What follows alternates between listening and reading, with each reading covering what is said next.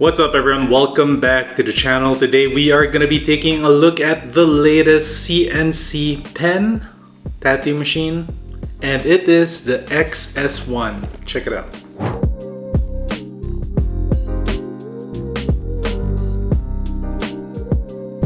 Alright guys, so here we have the box of the XS1, or I'm just going to call it S1 in this video because it's easier to say.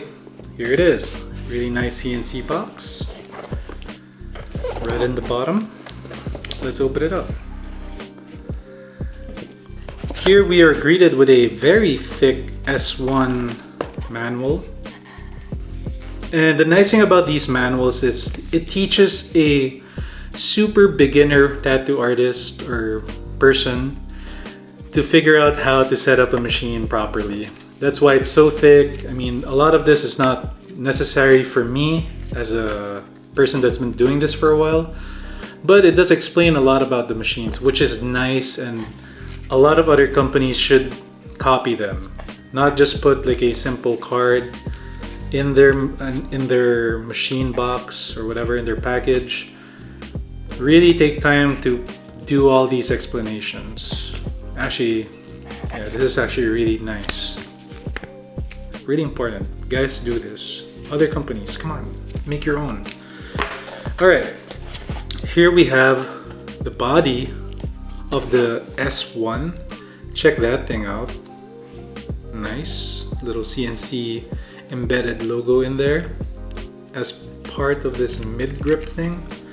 Alright, here we have the RCA adapter that is magnetized. This is what I love about CNC machines. They have these like magnetized components, and it's a strong magnet, guys. It takes quite a bit of force to pull this thing out. That way, if you, in case your cable snags on anything, it's not gonna like come off. That's why it's like that. Nice, strong magnet. And here we have the battery pack.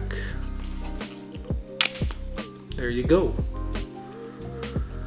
All right, not bad. Let's take a look at what's under this thing. We have a box of accessories. I believe these are spare parts and maybe cables. Nice. Okay, this is a nice braided cable. You know what? It's a really nice cable. I'm probably gonna use this cable for my controller on PC because it's a nice cable. It's a nice charging cable. RCA cable right here. And spare O-rings, and of course the Allen wrenches and more. There's a lot of rings in here. Good, you can never have too many of those O-rings, because over time, if you plan on using this machine, if this is gonna be your only machine for the next 2 years, then you're gonna be needing those spare O-rings. But guys, when you're a tattoo artist, invest in your machines. Don't just buy one, buy a couple. Rotate them. It's better for the machine anyway if you rotate them. Their longevity, their lifespan increases if you have other machines to use, not just one. Alright, let's put this box aside and take a look at this one. That is nice looking, honestly. That magnet's tight. Alright, let's open it up. Remove that grip. Pretty good sounding click, not the best sounding, but I'll take it. It's pretty good. Really nice work, well lubricated. Always lubricate this part of your machine, guys. Let's take a look at that's where the battery pack goes, right here. And I think the magnetization is this black part right here, or that silver part inside. And you slap that thing on like that. Alright, to start up the machine, let's start it up. Power button is here in the middle. You have a nice little CNC logo. Nice. And you have, it's preset to 8 volts, so you can drop it maybe to 7. Let's see what happens. If I leave it at 7, and if I turn off the machine, will it stay at 7? I'm not sure. Nope, it goes back to 8. Anyway. Alright, there you have it. Nice silver pen, and here are the buttons for the shader liner. It has that memory function, which is really nice. Of course, the plus and minus is to adjust the voltage. And if you long press S, it's gonna start to blink. Let's see what happens. I think I changed the shader to 7 as well. Yeah, I did. So I have to put it back to 6. Alright, it's at 6 volts. If I long press S, it's gonna save S to 6. There you go. Really simple, and this one's a simple machine and really easy to use. If you want to change the function of this, the preset of the shader liner button, all you have to do is long press S on the desired voltage that you want. Let's say 5.5 now. Oh, it doesn't go to 5.5. 6 is the lowest voltage possible on this machine. Oh, I didn't even know that. Let's see what's the highest voltage possible. 12 volts. All right. Now this machine has a, if I'm not mistaken, I think it's a 1540 milliampere battery, which translates to about 6 hours of battery life. But it does charge pretty fast, like an hour, hour and a half, maybe even less. Double click doesn't do anything. Single click only. Really nice. And by the way, guys, this is a super light machine. Really light. Probably one of the lightest wireless pens that I've used. That's what it has going for it. One thing I don't like about it though is this thing. I am not a fan of top console machines. I find it difficult because when you adjust it, you're holding a machine like this. I don't want to have to do this. I don't want to have to change my grip. So what I end up doing when I'm using this is I use my other hand to press this thing and then press that thing.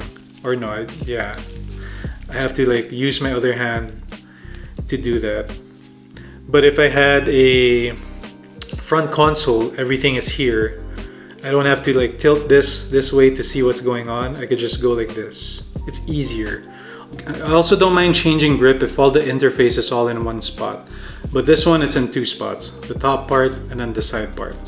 So yeah, it's a little bit inconvenient just for me because I've been tattooing and I have handled a lot of machines in the past.